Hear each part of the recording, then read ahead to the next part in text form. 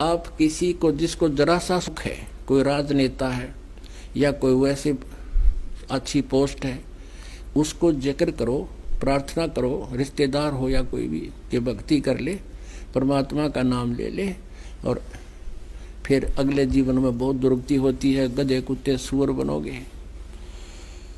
फिर वो क्या कहता है, और किसने देखा है, एक बात में खत्म करना चाहते हैं, किसने देखा है, और फिर लास्ट में कहेंगे देखी जाएगी जो होगी। फिर के देखी जाएगी, गधा अपने पास तो कुमार देखेगा। देखना अब है, संतों के विचार सुन और छोड़ इसको, बुद्ध को भक्ति कर।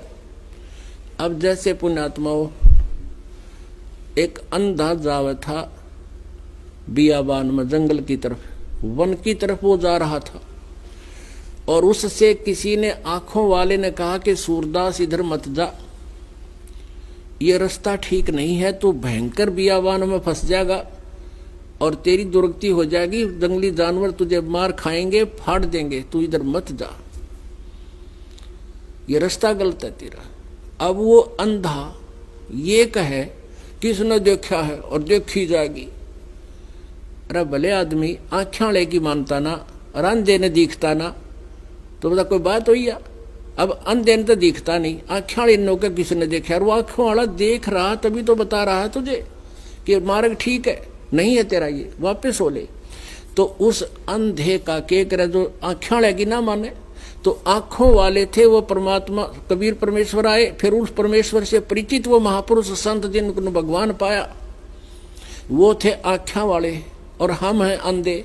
अब उन्होंने हमें संदेश दिया है कि ये भक्ति ये रास्ता तुम्हारा गलत है, और ये साधना करने से ये दुर्गति होगी, जो भक्ति नहीं करते उनकी तो और बिरानवाटी होगी। और फिर हम अंधे ये कहें कि इसने देखा है देखी जाएगी। हम आंखों वालों की नहीं मान रहे, उन संतों की जिन्होंने हमें निर्देश दिया है, वो हमारे हितैषी थे, तो फिर उनकी दुर्गति ही हुआ करती है। तो फिर क्या बताया है, इंद्र कुबेर ईश की पदवी, ब्रह्मा वरुण ध्रुमराया, विष्णुनाथ के पुर को जाकर तू फिर भी वापस आया। असंग जन्म तन मरत्या होगे, जीवित क्यों न मरे रे, द्वादश मद महल मठ बोरे, बहुर न दे धरे रे। असंग जन्म तन मरत्या होगे, ओए होए, अरे जीवित क्यों ना मरे रे। जीवित मरना क्या है, सुरपति दुखिया भूपति दुखिया, रंक दुखी बपरीती हो, कहे कबीर और सब दुखिया, एक संत सुखी मन जीती हो। अब जिसने मन को जीता वो सुखी है। अब मन कैसे जीता जाएगा, इस ज्ञान से कि चाहे खरबपति हो ले और चाहे 4 कोठी बना ले, कितना बड़ी कोठी बना ले, एक कमरे में एक चारपाई पे 3.5 फुट में 2 फुट चौड़ी, 2.5 फुट चौड़ी चारपाई, 3 लाले गणित गणी, 4 लाले और 6 फुट लंबी, बस। या कितना डाल ले उस कोठी कोने में, इस तरह फालतू व्यर्थ है। अब ये ज्ञान से मन हटेगा। फिर जीवित कैसे मरना है, जैसे किसी को आप कहते हो चलो सत्संग में, वो कहता समय नहीं, फिर देखूंगा। एक नाइट सर्विस में जा रहा था, गया था किसी कामवश, सुबह वापस आना था, उसने बहुत जरूरी कार्य था, और रास्ते में मृत्यु को प्राप्त हो गया एक्सीडेंट में। जो व्यक्ति नाइट सर्विस में रात्रि के समय जा रहा था, उसको कितना जरूरी काम था, कितना शीघ्रता से जा रहा था, और फिर वापस आया को नहीं, वो काम भी रह गया और आप भी गया। वो जिस काम को अनिवार्य जानकर रातों चलकर वापस आना चाहा था, वो आ नहीं पाया, वो काम भी गया, आप भी गया, और कुछ हाथ लगा नहीं।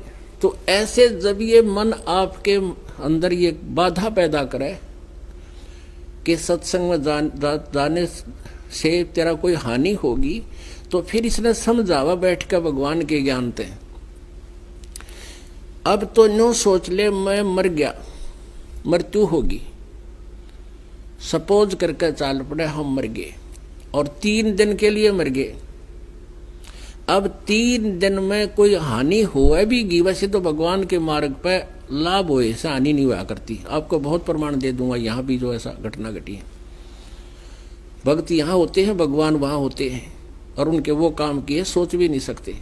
फिर भी आप अपनी सोच से सोच कर ये चल पड़िए कि 3 दिन हम मर गए, और 3 दिन में जो हानि होगी वो फिर जाकर संभाल लेंगे, अपनी सेट कर लेंगे।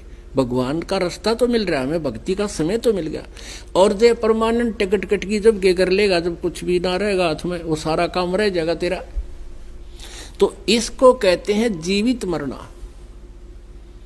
मन चाहता है शराब पी लूं, मन चाहता है कोठी ले लूं, मन चाहता है फलानी चीज ले लूं, तो इसने समझा दे भाई भक्ति कर ले, ना तो ये महावीर जैन वाली बिरानवाटी तेरी भी हो जाएगी। यानी इस तरह हमें भी याद रखनी पड़ेगी। ये कोई वैसे एक कोई सांग नहीं कर रहा है, ये दास आपको तथ्य से परिचित करा रहा है,